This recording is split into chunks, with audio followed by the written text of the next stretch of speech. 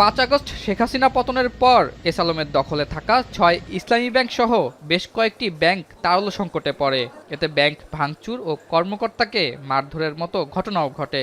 এই কয়েকটি ব্যাংকের ঋণ অনিয়ম আর জালিয়াতি প্রকাশ্যে এলে পুরো ব্যাংকিং খাতই আস্থা সংকটে পড়ে, যা বিগত সময়ে ৯/৬-এর মাধ্যমে গোপন রাখা হয়েছে।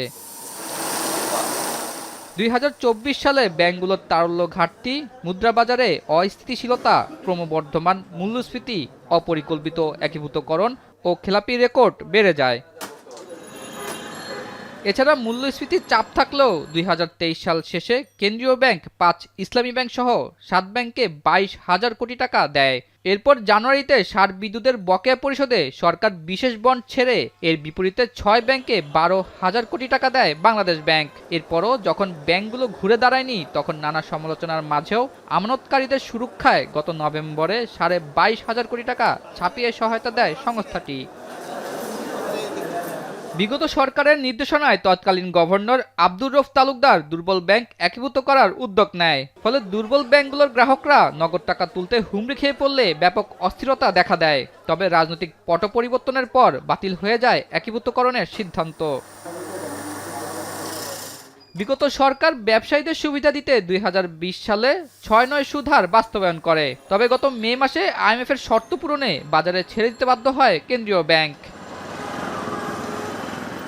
শেখ হাসিনার সরকার পুনঃতফসিল ও ঋণ অবলোপিত করে খেলাপিদের যে সুবিধা দিয়ে আসছিল তা বন্ধ হলে সবশেষ খেলাপি ঋণের পরিমাণ দাঁড়ায় প্রায় ৩ লাখ কোটি টাকা। আর বিগত সময়ের গোপন করা ঋণ সামনে আসলে তার পরিমাণ দাঁড়াবে প্রায় ৭ লাখ কোটি টাকা। তবে স্বৈরাচারী সরকারের পতনে আর্থিক খাতে অনিয়ম ও দুর্নীতি বন্ধের যে আশা জাগিয়েছে, তাতে রেকর্ড পরিমাণ রেমিটেন্স এসেছে গত বছরে। বছরটিতে এসেছে প্রায় $২৭ বিলিয়ন প্রবাসী আয়। আর গত ডিসেম্বরে ৬ বছরের মধ্যে সর্বোচ্চ রেমিটেন্স পাঠিয়েছে প্রবাসীরা। গত ১৫ বছরের শাসনামলে রাজনৈতিক হস্তক্ষেপ ও স্বার্থরক্ষা নীতির কারণে পুরোপুরি ধ্বংস হয়েছে ব্যাংকিং খাত, যার আসল চিত্র ২০২৪-এর ৫ আগস্টের পরে সামনে আসতে শুরু করে। সেক্ষেত্রে সংস্কার শুরু হওয়ার পরে লুটপাট থামলেও বিশেষজ্ঞরা বলছেন, পুনরুদ্ধার ও নিয়ন্ত্রণ সংস্থার অবস্থান ঠিক না থাকলে এ খাত স্থায়ীভাবে ঘুরে দাঁড়ানো অনিশ্চিত হবে। সংকটে পড়া ব্যাংকগুলোর বিশেষ নিরীক্ষা, পাচার হওয়া টাকা ফিরিয়ে আনার উদ্যোগ এবং বিশ্বব্যাংক ও আইএমএফের সহায়তায় বাংলাদেশ ব্যাংকের সক্ষমতা বাড়ানোর উদ্যোগ নেয় সংস্থাটি। এসালম বেগজিমকো, সামিট বসুন্ধরা ও ওরিয়ন সহ বেশ কিছু গ্রুপের বিরুদ্ধে অর্থ পাচার ও অন্যান্য আর্থিক জালিয়াতি তদন্তে সরকারি টাস্ক ফোর্স গঠন করা হয়। বিগত সরকার রাজনৈতিক নানা ইন্ধন ও প্রশ্রয়ের কারণে এ খাতের ক্ষতির কোনো কথা আমলে নেয়নি বলে জানান এই ব্যাংকার।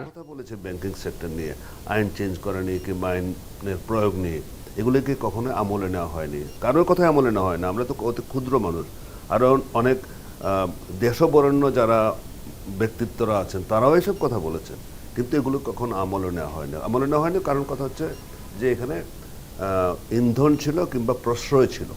এই প্রশ্রয়ের কারণে কিন্তু আজকে আমাদের ব্যাংকিং খাত এখানে এসে পৌঁছেছে। অন্যদিকে যে সংস্কার শুরু হয়েছে তার প্রতিফলন চলতি বছরে দেখা যাবে বলে জানান এই অর্থনীতিবিদ।